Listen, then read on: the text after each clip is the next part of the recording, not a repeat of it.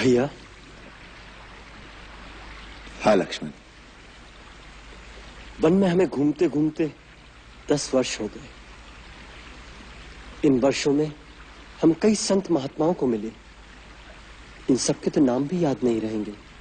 लक्ष्मण, केवल नामों की सूची याद रखने से क्या लाभ? नाम तो केवल एक बाहरी पहचान के लिए होता है। उनके आंतरिक गुणों को ही याद रखना चाहिए। ये सिद्ध पुरुष जो बाहरी जगत से दूर इन दुर्गम स्थानों पर बैठे साधना कर रहे हैं, ये जो नगरों और बस्तियों में अपनी शक्ति का प्रदर्शन नहीं करते, ये बड़े दुर्लभ लोग हैं। इनके तो दर्शन मात्र से ही लाभ होता है। केवल दर्शनों से क्या लाभ होता है? सीते, जैसे धूप में केवल बैठने मात्र से ही सूर्य की गर्मी हमारे शरीर में प्रवेश करती है, उसी प्रकार उनके निकट बैठने से उनके आत्मज्ञान, उनकी शक्तियों, उनकी भावनाओं का सूक्ष्म प्रकाश हमारे सूक्ष्म शरीर में प्रवेश करता है। वो बिना कुछ कहे ही बहुत कुछ दे देते हैं।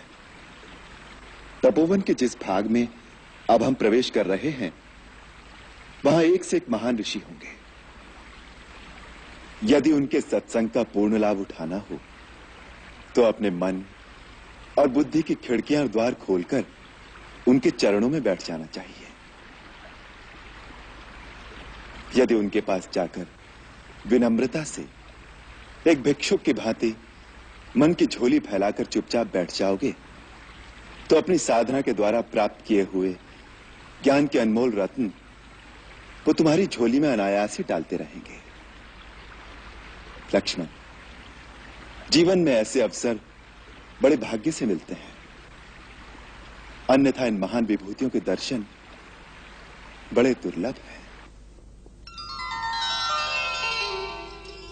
सबसे बड़ी शक्ति मन की है, परंतु मन एक चंचल घोड़े की भांति कभी स्थिर नहीं रहता।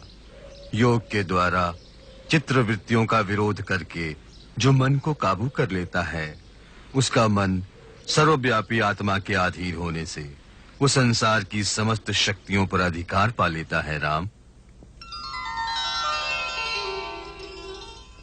अपने कर्म की अच्छाई और बुराई को हर घड़ी हर क्षण परखते रहना चाहिए। अपने कर्म को परखने के लिए मनुष्य के पास एक ही कसौटी है। वो ये सोचे कि यदि मैं इसी समय मर जाऊं तो मेरा यह कर्म किस गिनती में आएगा। इसलिए यदि कोई भूल हो जाए तो उसे तत्काल सुधार लेना चाहिए। ये कभी ना सोचे कि आज की भूल को कल सुधार लूंगा। कभी कभी काल कल का समय नहीं देता। धर्म के मार्ग पर चलने के लिए ज्ञान का प्रकाश आवश्यक है। यदि ज्ञान का प्रकाश न हो तो अंधकार पूर्ण मार्ग पर धर्म एक अंधे की भांति भटक सकता है। जहां जीवन है वहीं मृत्यु है, जहां मंगल है वहीं अमंगल भी साथ खड़ा है। केवल सुख पकड़ने जाओगे तो उसी की छाया में दुख को भी खड़ा पाओगे। अतः जो सुख और दुख दोनों से विरक्त होकर आत्मा में लीन होता है, वही शाश्वत आनंद को पाता है। उसी को मुक्ति कहते हैं। जैसे वर्षा का जल सब पेड़ पौधों पर एक समान गिरता है, परंतु किसी के लाल फूल निकलते हैं और किसी के पीले पत्ते, इसी प्रकार एक ही विद्या का भिन्न भिन्न प्राणियों पर उनके संस्कार और भाव के अनुसार भिन्न भिन्न प्रभाव पड़ता है।